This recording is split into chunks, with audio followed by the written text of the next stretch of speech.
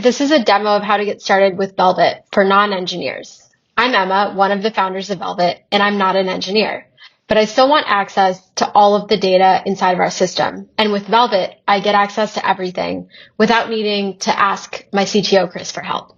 So let's get started. I'm going to sign in with my company email.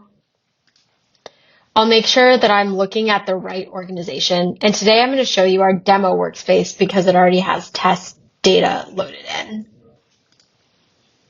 You'll have access to this as well. So I'm going to go into the organization and I can ask any question about this system with natural language. So when you look at this, you'll have your own data set up on the back end. And that could be from your database, from third-party tools like Stripe, or from product events that you set up on the back end. So to show you something simple, I'm going to ask a question like, show me a list of all paying customers. So our system is looking through our data and finding emails for every paying customer. And then I could also iterate and say something like, remove Gmail emails.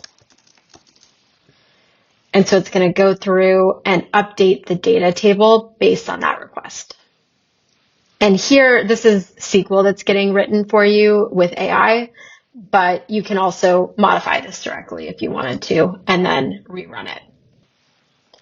So now I have a list of my actual users narrowed down by the query I requested, and I can either save this query to keep track over time.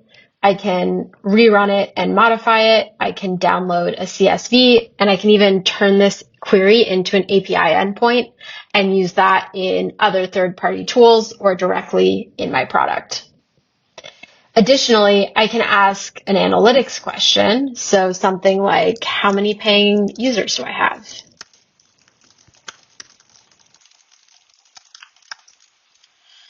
And the same thing, the system will write SQL and then it will return a number. And so you can build even complex analytics queries using this more quantitative analysis. So I hope this was helpful. Good luck experimenting with your data and let us know if you have any questions or feedback as you get started. Thanks.